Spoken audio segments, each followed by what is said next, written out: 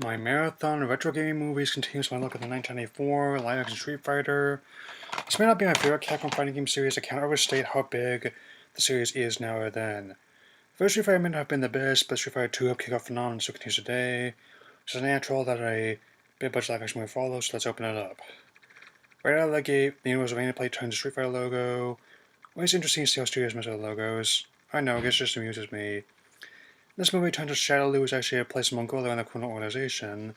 The villain M. Bison, played by Will Jewell in his final film role, definitely gives the film a certain quality it wouldn't have otherwise. He doesn't receive $20 billion within 2 hours, so kills city hostages and he has in captivity. Will Jewell was a legend in his time, one of the big ones of all time. He was apparently dying of cancer took the part, and he deserved the quest for his children who are fans of the games. It's clear as having a time of his life when he's reading his lines. His opposition? A military group led by Colonel Guile, played by Jean-Claude Van Damme, one of the cheesiest action roles ever, which is saying something given how it was in the 90s. Basically, needed a chiseled action star for your movie, couldn't afford Schwarzenegger alone, he was your man. There are many supporting roles and many characters in the games, even when you consider the guys from Charlie and Character Blanco combined in one. As for the military theme taking place in fighting, something addressed into a creative license director Stephen E. D'Souza took, Hasbro was handling the time towards that time, knew how to cross with G.I. Joe. This getting part sort of a live-action G.I. Joe movie. 15/1 actually came up, but that's a matter for another day. Other supporting characters include Ryu Hoshi, played by Raman, his core-slash-rival Ken Masters, played by Damian Chapa, Sagat is played by Studi, and the Fighter Big is played by Jay Tavare. Undercover's TV news crew, Chun-Li is played by Min-Na Wen, Ihan is played by Peter Tuloso Sopo, and Balrog is played by Randall Bush. Guile, with the help of his comrade Kimmy, played by singer-actress Kylie Minogue, is able to break up an arms deal on such underground fighting rings, which equips him into how to find Bison. So Guy managed to recruit Ryu and Ken into an arms deal could later finding Bison and rescuing the hostages. So now believe videos taken from the games include some fighters being cast out by Bison's henchmen. They include Zangief, played by Andrew Bianowski, DJ played by Miguel Nunez Jr., and Dawson played by character Roshan Seth. Rather than a yoga master that can breathe fire and Shredder's life is fantastic, he is a scientist who's been held hostage in Kentucky's experimental device looks kind of like a virtual boy. That's the worst torture imaginable. Between the action scenes, Haynes and Giles' apparent death, turns out Keen was something including James Bond Star Wars. The studio admitted he wasn't trying to shoehorn elements from the games, but also in 1984, the plot of the series was much deeper than just knock out any opponent stand your way. It also turns out that Giles survived the attempt on his life and just had to make it look successful. Suddenly she goes in the morgue. Johnny also wants a shot at Bison as much as Guile does. Like I said, but in an excuse plot was so with the games. We then cut to Weapons Bazaar where that Bison Sagat are visiting. I could definitely get about the whole post-origin near the store and paramilitary setting. One of the first time people got involved like that, and it won't be the last. Bison's also happy to buy out the weapons in the bazaar, but when Sagat gets his money, he gas that bears Bison's likeness. Bison states that every Bison dollar will be worth £5 British. That's the exchange rate the Bank of England was set once I kidnapped the Queen. That's going to be a problem for many reasons. Sagat actually agrees and refuses to accept what's basically glorified monopoly money. So, while Ryu and Ken distract Bison and Sagat, Chun-Li, Balrog, and Honda send their weapons casually away in the film's funniest scene, thanks to Zangief's reaction. Quick! Change the channel! They all end up getting captured and are given varying degrees of treatment.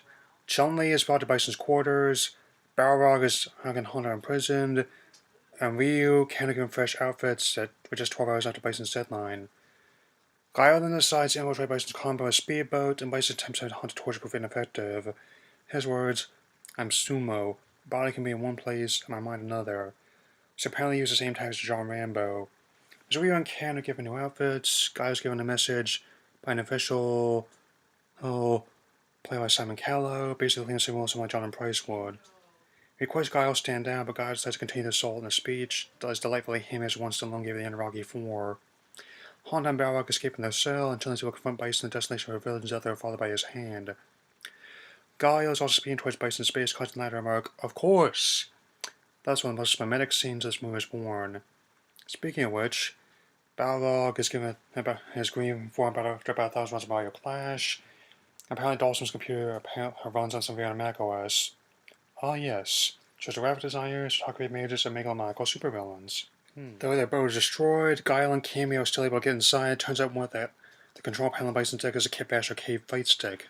Bison declares, Game over! Not quite as mimetic as the quarterback is toast and dire, but still, the delivery is just delicious. Blanca awakens just in time to rescue Dawson from the one Nep guard that was in the lab. Bison has received his million sounds rescue in time to stop and rescue the hostages. Outraged at what Bison's done to his friend, Gal decides to confront Bison in the final battle. This set may look like a Power Rangers stunt or Discovery Zone, but this saw them in a campground in this final gunfight between Guy and Bison's forces, where everyone helps hostages escape. Even DJ and Zanky know when to fold, are actually helping the escape effort as God faces Bison's final showdown. When Bison initially seems defeated, turns his armor has a life support system inside it. Wow. Just compressions, defibrillation, and adrenaline. His final speech starts shooting electricity from his hands. I can tell Raul Julia is making the most of his final role. He possesses talent like no one ever seen and is going out with an extra fit for a final role. Still, it's not enough. Guile finishes him off with the move as much as his game converts flash, kick, and everyone else is able to fight their way out as the base explodes. As a cast pose over the Street Fighter logo, we make a pretty monster made of a stinger as Bison's hand punching through the rubble of his base. Sadly, it's clear that they plans for a sequel to Raul Julia from the end's dedication to his memory. Vaya con Dios. While the film may not have been a phenomenal hit like the games, it wasn't a total bomb either, making roughly $33 million in the US and $99 million with one $65 million budget in 1994. I'm also reluctant to call it good, but it's definitely a film much of the last movie I covered that's fascinating in its campiness. Yes, it's not from only because this in time was made, and even today talk about such a reboot. I'm not doing Legend of Chun-Li, though I might look into some of the anime spin-offs in the near future. Its own merits, right for bad acting, a bizarre plot, and some very overblown fight scene special effects, but there are some nods to the games. Some of the characters apply the same fighting style they do in the games, and God retains a military background. Some of the costumes, design, homage to game outfits, such as Bison's armor, Ryu and Ken's training gear, and a variant of Chun-Li's Chinese dress. Other elements, such as Bison technology and characters integrate back into games technology allowed it. To think about who would want to play a character in a potential reboot, including my favorite character Sakura Kasugono. Still, I could see them going the same club and casting play in this movie. My headcanon script like a Sean Baby would probably be blown by Karate Kid. Not the best movie I've ever seen, but it's another film I enjoy for all the wrong reasons. Final rating, 2 out of 4. Next time, Marathon will continue, but it will feature both Mortal Kombat movies. See you, Space Cowboy.